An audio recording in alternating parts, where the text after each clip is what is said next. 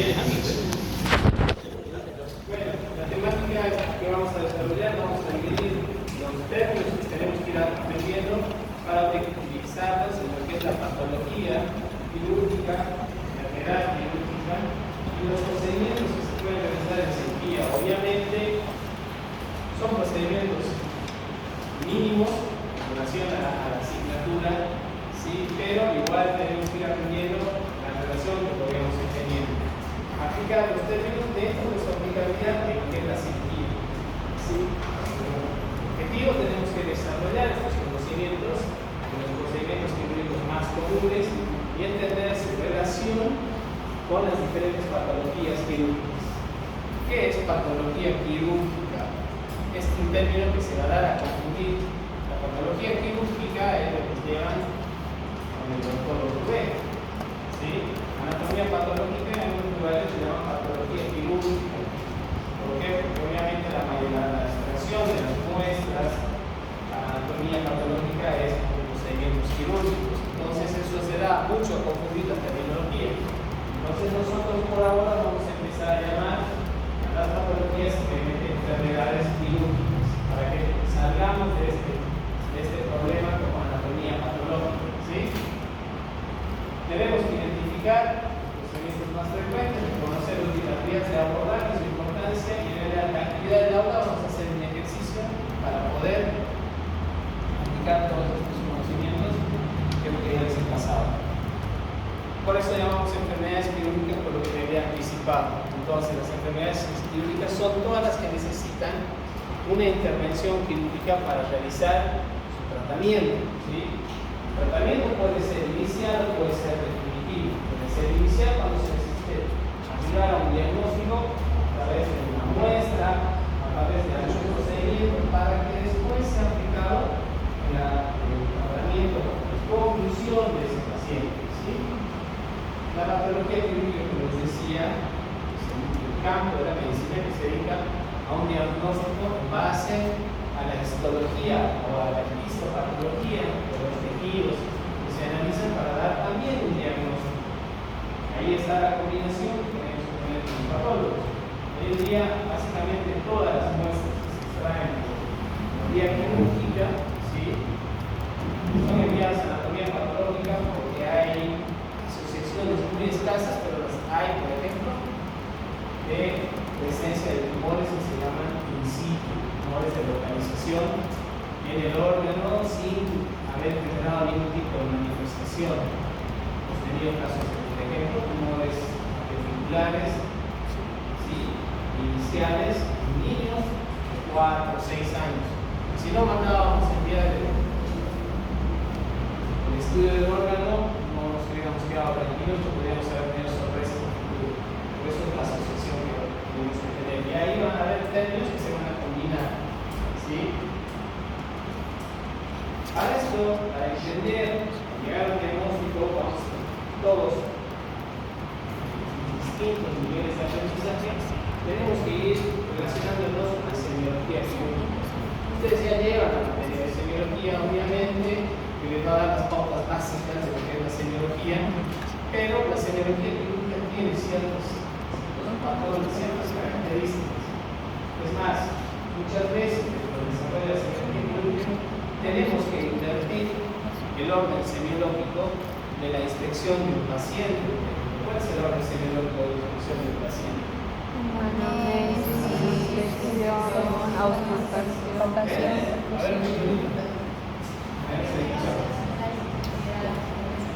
Pero al examinar a un paciente tenemos 4 puntos. ¿Qué hacemos? Ya estoy con el paciente de su favorita, dónde vive, cómo ha llegado, qué ha comido, cuántas veces entra al baño. Inspección, palpación, percusión y auscultación. Perfecto. Eso es lo básico, ¿sí? Entonces, en la semiología quirúrgica muchas veces, por cuestiones del dolor del paciente, tenemos que hacer la inspección es básica y fundamental. Desde que el paciente ingresa a nuestro consultorio caminando para ver todas las posiciones, todas las configuraciones del dolor, es muy importante. Pero a veces invertimos, nosotros a veces auscultamos antes de palpar por el hecho de que nos tenemos que ser amigos de esos pacientes. Y los niños así siempre lo hacemos. El niño le tiene menos miedo al estetoscopio que a la mano del doctor. Sigue mano. Brenda tiene poder, ya le digo. El doctor que se deja de cambiar. Hay algo que está haciendo. Entonces, a veces en la cirugía, todo el medicina tenemos que salir un poquito del patrón. Pero es muy importante la cirugía quirúrgica porque con eso los antecedentes del paciente.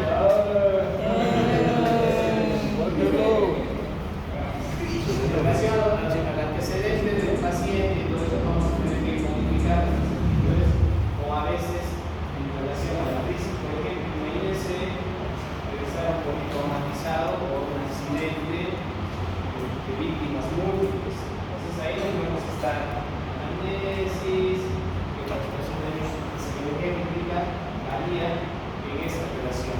¿Sí? Y otra cosa en la que nos tenemos que apoyar los cirujanos es el uso de los medios diagnósticos de ecografía. Por ejemplo, la ecografía es básica ya hoy en día para el cirujano. Dicen que es la programación de la mano del cirujano. En muchas especialidades se está usando mucho más la ecografía, pero el cirujano se hace la ecografía en algo muy específico dentro de su semiología o dentro del examen que hacemos al paciente. O sea, es muy importante.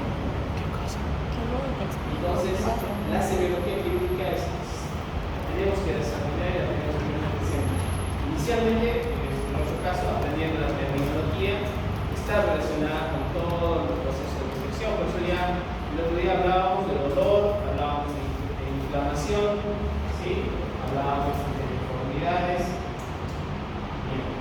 Por ejemplo, dentro de una semiología quirúrgica, si tenemos que hablar de una masa, de un bulto o algo que pueda estar en la cara del paciente, imagínense, tenemos que descartar todas estas lesiones que pueden corresponder a una misma inspección, pero son diferentes variantes. Por eso hablamos de nódulos, quistes, tumores o abscesos. ¿Sí? A veces hay relaciones con tumores subperacelar, nódulos subperacelar. Lo importante es, por ejemplo, dentro de nuestra inspección, los cirujanos, que un paciente nos viene con una formación en la cara, una formación redondeada, dura, y nosotros tenemos que asumir que es un tumor, ¿sí? Hasta que se demuestre lo contrario. Es más, el diagnóstico, la denominación, se llama tumor. Después iremos viendo qué características dentro de la semiología, los estudios que hagamos, para responder. Por ejemplo, un nódulo es una lesión sólida de tamaño pequeño, que generalmente es menor a 1 centímetro, se puede palpar por debajo de la piel. No tenemos nódulos tiroideos, pues si se tocan en las líneas laterales del cuello, a los lados de las carótidas, vamos a encontrar los ganglios. ¿Sí? Pueden tener más grandes, más chicos. Son nódulos que no son malignos, pero no están relacionados con una pequeña inflamación del oído, de los dientes, etc. Todos básicamente los tenemos. En la ingle podemos encontrar los nódulos. Lo importante es ir entendiendo que esto puede, a medida que crece, genera sintomatología, necesita estudio. Los quistes, por ejemplo, los quistes son cavidades que están llenas de líquido, en su gran mayoría, u otro material que es semisólido. La diferencia entre un nódulo y un quiste a la palpación inicial es lo mismo. Entonces tenemos que tener semiología para descartar. Ahí entra todo lo que ustedes me decían, anamnesia, los antecedentes, etcétera, etcétera. Un tumor, por ejemplo, personas que debutan o consultan con una masa en la cara, en este caso que estamos poniendo el ejemplo, no es nada más que una lesión redondeada de bordes duros, muchas veces irregulares, muchas veces lisos, que no se mueve. Eso es un tumor. En la mayoría de los casos es de naturaleza maligna. Y los abscesos, obviamente todos, creo que lo han visto alguna vez, conocemos como colúnculos, chichis, ¿sí? Esa es la evolución que tiene una lesión o una infección en los tejidos superficiales que va avanzando hasta, digamos, terminar el proceso infeccioso, consolidarse la necrosis, la salida del pus. ¿Sí? Pequeños bichitos, pequeños granitos que se ven, eso es una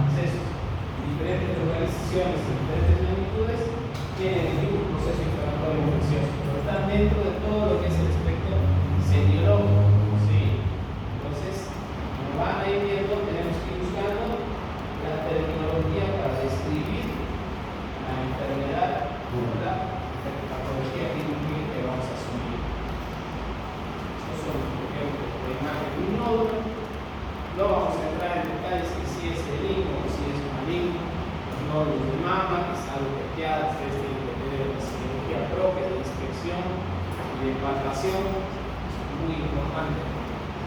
Estos nódulos se pueden clasificar en benignos, malignos o inflamatorios. Los benignos están relacionados con cualquier formación, que puede ser congénita o adquirida. Los malignos relacionados con patologías neoplásicas y los inflamatorios relacionados con procesos inflamatorios o infecciosos. ¿Sí? ¿Se ha llegado a tocar? Son pequeños, asústense cuando eso se pasa de los 2 centímetros. Cada uno en su futuro van a desarrollar ustedes una regla, van a decir, mi pulpejo mide 2.5, entonces si yo llego a palpar algo que excede el pulpejo de medio pulgada, sé que es patológico, porque es el medida.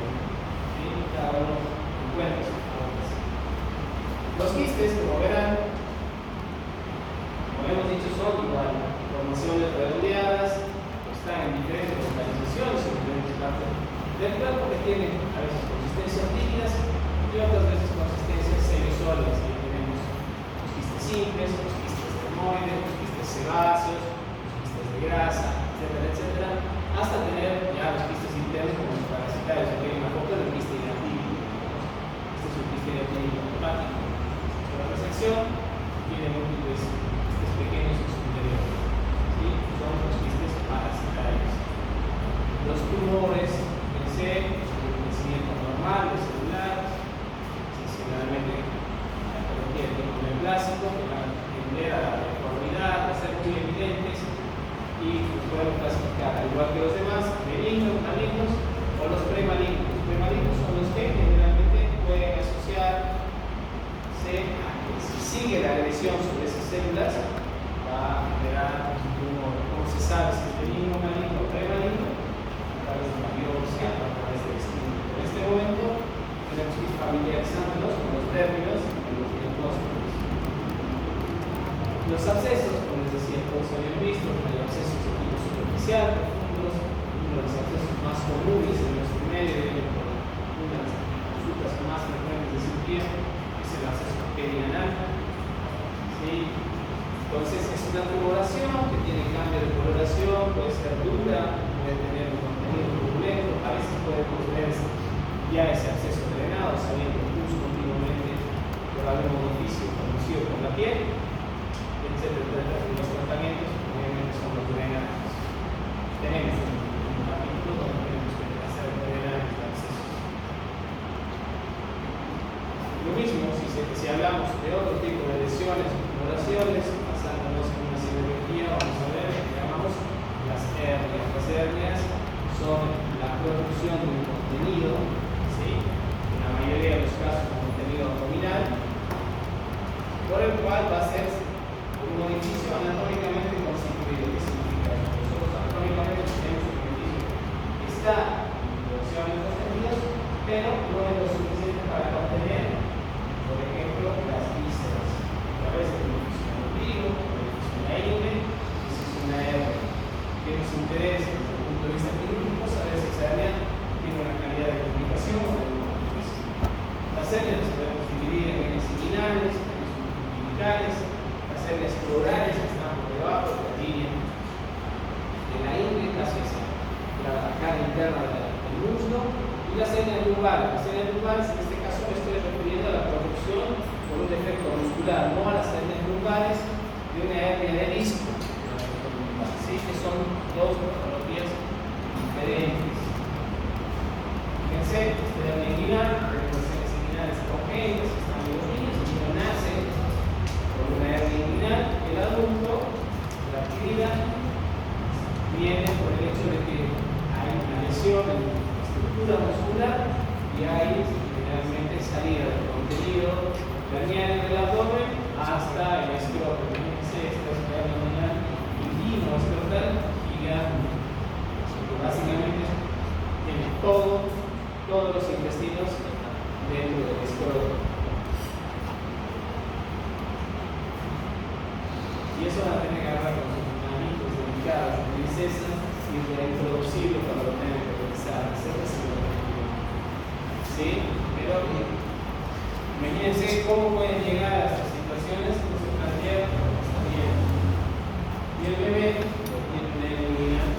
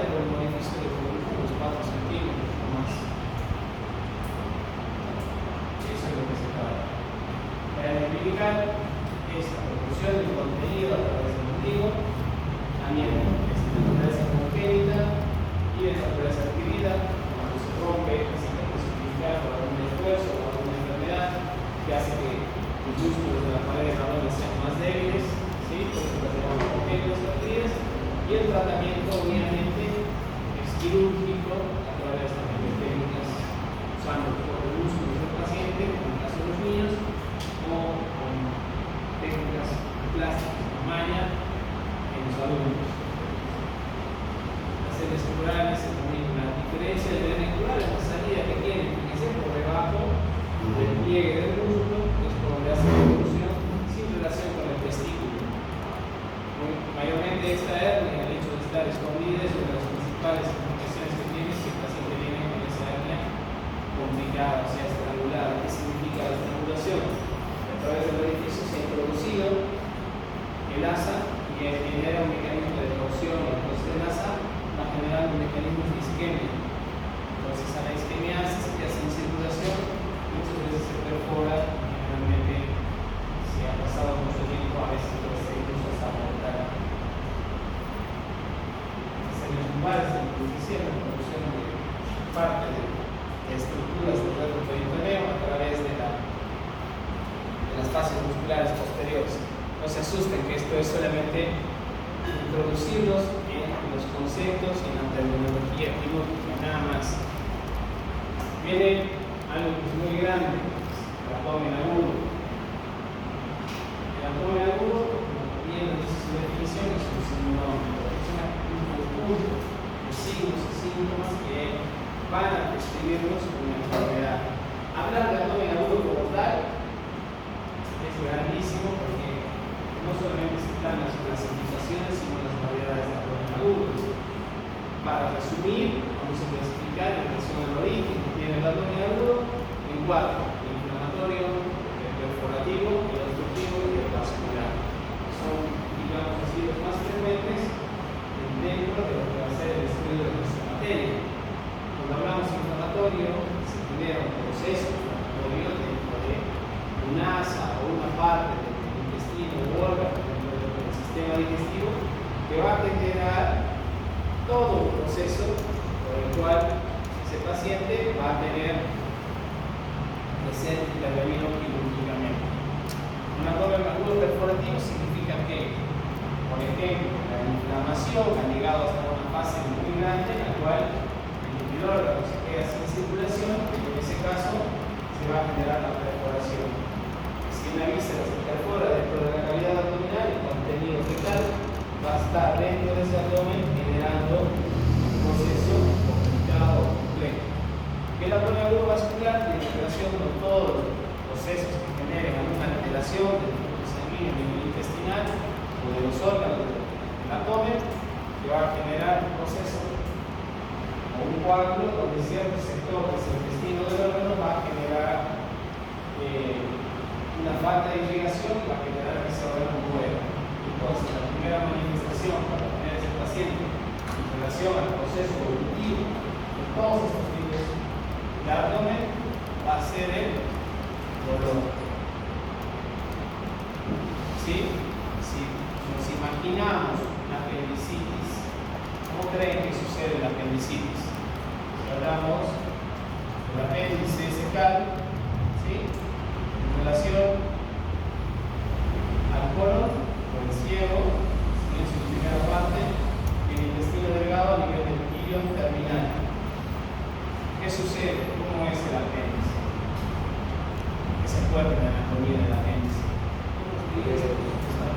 El apéndice es terriforme porque se parece a un gusano. Entonces es como si tuviéramos un saco, lo denominamos ciego. ¿Por qué? Porque tiene un ingreso en cuanto a su epitelio y no tiene una salida directa. ¿Sí? Entonces, si ese órgano está empezando a tener un proceso de un abdomen agudo, se va a generar un proceso inflamatorio. ¿Cuándo? En el caso del apéndice. ¿Sí?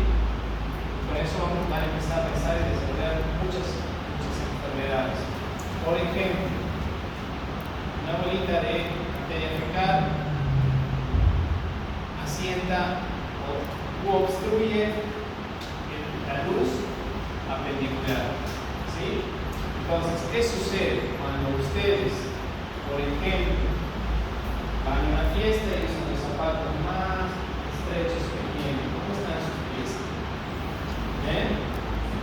Así quieres paz en su pieza. Se inflaman, se hinchan, ¿verdad? ¿Sí? ¿O no?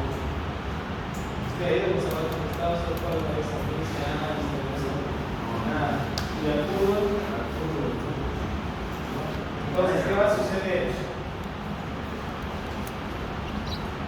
Comenzamos a hacer deporte ahora y vamos a ver la estructura serosa, muscular, y vamos a ver el epitelio. El proceso constructivo, que todavía no lo vamos a denominar así, sino tener una compresión.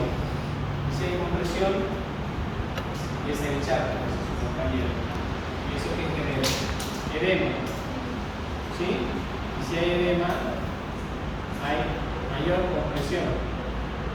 ¿Entienden? Entonces estamos pasando a la segunda parte. ¿Sí? Hay generando poca circulación en este órgano. De acuerdo a la fase. ¿Sí?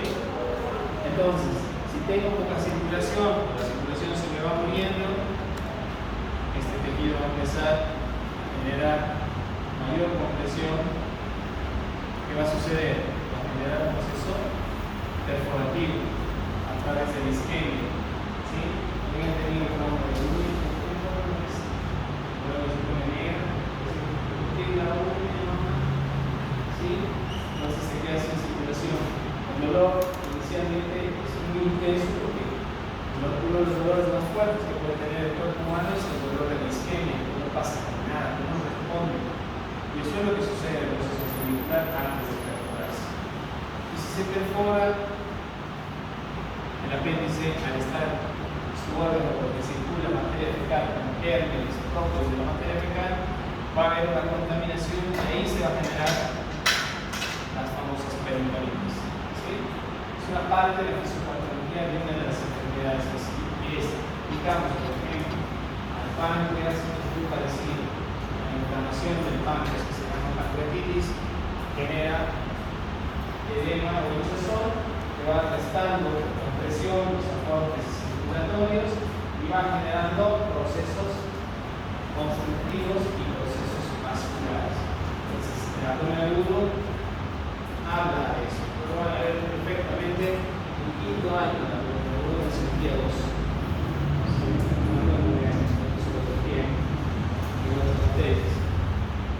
Les hablaba de las apendicitis, obviamente, que nos interesa dentro de la terminología, que tenemos una afección a diferentes edades. ¿Sí?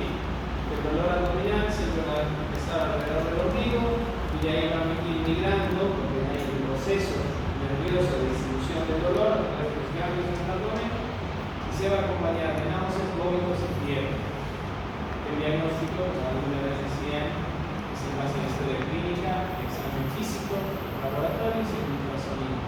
¿Qué tratamiento? Actualmente es la apendicectomía de urgencia. ¿Sí? Hay que sacar ese órgano para evitar las complicaciones que hemos dicho. Progrese el proceso appendicular y quede complicaciones. ¿Ustedes creen que la apendicitis puede progresar, por ejemplo? Que si yo hago un tratamiento o lo llevo al curanero y le da unas hierbas, el niño que empezaba con la apendicitis puede curarse sin cirugía. ¿Por qué se no se cura sin cirugía? De lo que hemos hablado. No va a salir. Si en el proceso inicial podría llegar a curarse más en otros lugares, en Alemania, por ejemplo, las apendicitis en una fase inicial, te hacen el diagnóstico y te dan antibióticos y te mandan a tu casa y te planifican en 3 meses que vuelvas y hagas la cirugía laparoscópica para sacar el apéndice. Y no tienes complicaciones cuando es una fase inicial, porque está en un proceso inflamatorio. El tratamiento adecuado haría que la inflamación deje de apretar el órgano, entonces no se quede sin circulación, y el recibir un antibiótico ayudaría a que los gérmenes de la caca no contaminen el órgano y no aceleren el proceso infeccioso. Entonces, pero nosotros estamos muy lejos de esa realidad. Nuestros pacientes, en vez de venir antes con varos alemanes, vienen 5 o 6 días después. Esa es nuestra realidad. ¿Sí? Otro procedimiento común, ahí está otra vesícula.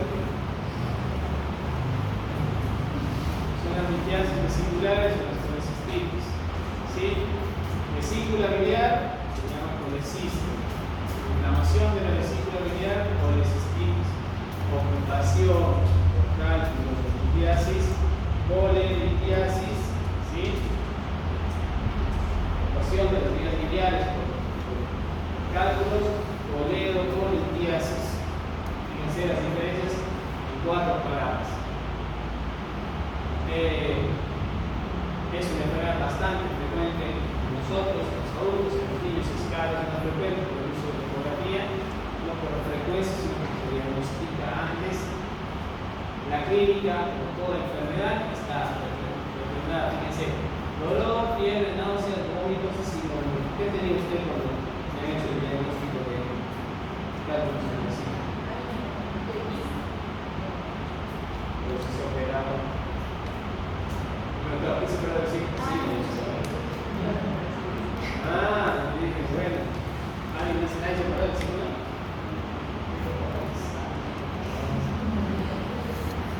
El diagnóstico es la ecografía y el tratamiento, la colecistectomía. Fíjense, ectomía, tengo que sacar esa vesícula. Colecistectomía. ¿Sí? Entonces, esta forma de encarar la patología clínica es para que ustedes se vayan acostumbrando a la terminología. No crean que los exámenes les voy a decir, díganme la clínica de la colelitiasis. No, ¿verdad? Pero sí voy a decir cómo se llama la operación de vesícula. ¿Sí? Y ahí está. Colecistectomía. Lo que decíamos que sectomía es sacar. ¿Cuál es la técnica? O vía laparoscópica. ¿Sí? Que puede ser dentro de las cirugías, electiva o de urgencia. ¿Bien? No crean que decir que está loco, no, solamente es para meterles en el tema. El cáncer colorectal, ¿sí? Obviamente en nuestro medio es una de las principales causas de enfermedad del Oriente, también del Oriente, de Japón, los hábitos hacen que sea mayor presencia de este cáncer. Siempre se va a manifestar por sangrado, colorectal, cambios en los hábitos del intestino. Y los diagnósticos iniciales hay que ver el tumor para dónde crece inicialmente. Para dentro de la luz del colon. Entonces, ¿cómo hago si sospecho que hay un tumor dentro de su intestino? Lo tengo que ver por dentro, ¿verdad? Inicialmente, ¿por qué? ¿Por qué ver por dentro y no una tomografía que me permite ver parte del intestino y parte de los órganos de respiración? Porque el ver por dentro me permite hacer una colonoscopía y asimismo, si sería un tumor, muchas veces lo puedo tratar por endoscópica o hacer un estudio de una biopsia para saber el tipo de tumor que puede ser, esos carcinomas, etc. Y hacer el tratamiento a través de esa biopsia y después hacer el seguimiento si es que necesitaría otro tipo de procedimientos quirúrgicos. Y el tratamiento, como es la resección quirúrgica, se encuentra pecado y anastomosis intestinal, que ese hombre hay que restituirle su capacidad de tránsito, ¿verdad? Entonces, ¿cómo se llamaría la inflamación del colon? No por inflamación del colon, colitis. ¿Cómo se llamaría la resección del colon? Coliotomía, que son varias. ¿Sí? Pero el segmento diferentes. Hemos dicho que se llama colonoscopía, la capacidad de ver. ¿Sí? Bien. Cáncer de tiroides también es algo muy habitual en la patología de las patologías tumorales del cuello, y ahí es lo que hablábamos, de identificar a través de un nódulo, a través de que el paciente no va a poder hablar o tener un cambio suntuoso, con dolor al tragar, representado por disfagia o disfonía. Se diagnostica por ecografía, el ecografista le va a describir presencia de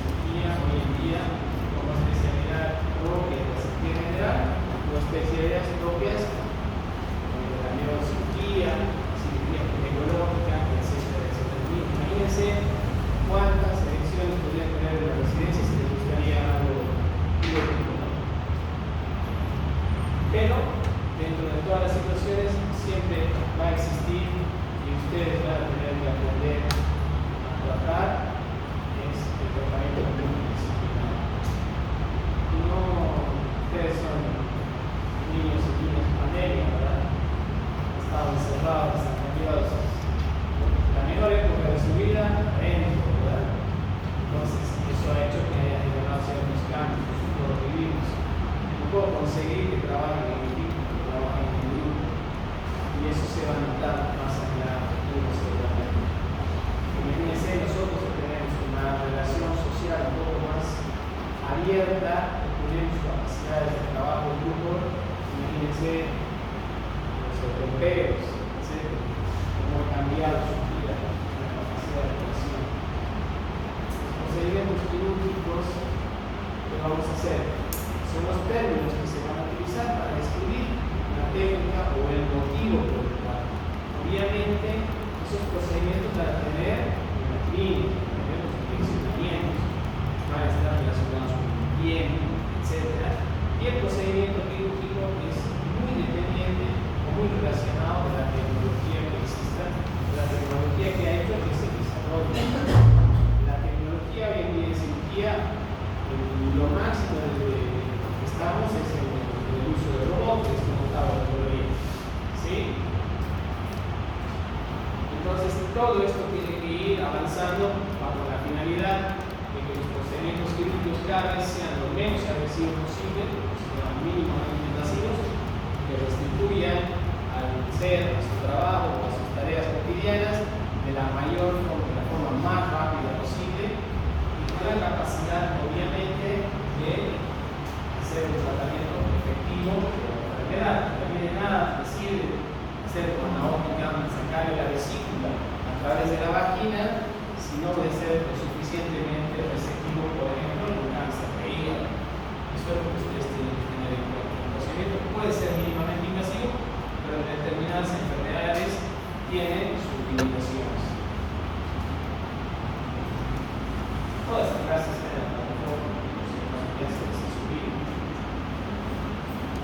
Entonces, como habíamos visto, vamos a hacer más que reemplazar apendicectomía, la remoción del apéndice, colecistectomía, la extirpación de la vesícula, la laparotomía es el abordaje o incisión en el abdomen para la exploración diagnóstica, la hernioplastia, reparar tejidos, ¿verdad? Entonces, me habían dicho rinoplastia, reparar o rehabilitar tejidos. Esa hernia que hemos visto la estamos reparando entendiendo la terminología quirúrgica. Los procedimientos de mínima invasión son los procedimientos que utilizan cuerpos pequeños, agujas, alambres, etc., para realizar un tratamiento dentro de lo que es una patología quirúrgica que antes se trataba a través de la cirugía grande o la cirugía mayor, o también el uso de cirugía laparoscópica.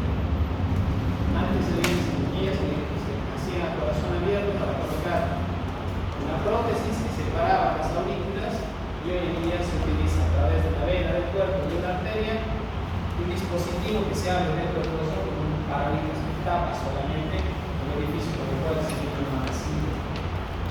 La cirugía laparoscópica aporta muchos beneficios en relación a la cirugía abierta. Por eso es que se clasificamos como de mínima lesión o de máxima lesión, pero la máxima lesión tiene que tener sus especificidades, tiene que tener también sus indicaciones. Antes todo era de máxima lesión porque no había otro tipo de cirugías. ¿Sí? Ahora los procedimientos son guiados a través de funciones tomográficas, para diagnóstico, para tratamiento, cirugía laparoscópica, la cirugía convencional, tradicional y abierta, las cirugías apoyadas por distintos intensificadores de imágenes, por ejemplo, es una radioscopía para el tratamiento de la vía biliar, donde se coloca una prótesis con estética, un paciente que tiene un cáncer de vía biliar, ustedes me dirían, quirúrgicamente podría darle esta chance a una cirugía abierta a este paciente. No.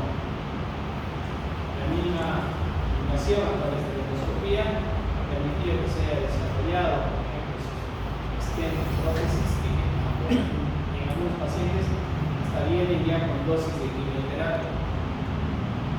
Entonces, yo lo único que podía hacer en su momento era sacarle el hígado, sacarle la vía biliar y tratar de rearmar la circulación. En cambio, con esto le podemos ofrecer a un paciente una agresión mínima, si bien no va a ser el tratamiento, pero le podemos dar una paliación en caso de cáncer, en caso de ser una patología benigna, obviamente, una cirugía mínimamente invasiva, le podemos dar un tratamiento definitivo a estas personas. ¿Sí? Y los procedimientos más comunes en los que hemos visto, hemos repasado, hemos hablado de apendicitis, con las apendicectomías, de dinastías, esto es la colaboración con la prótesis Omaya. ¿Sí? Donde hemos repasado cuál era la técnica, el tipo de cirugía y cómo se llamaban las técnicas, ¿verdad? O sea, nos hemos preparado para lo que sea ahora su actividad. ¿Sí? Sus grupos.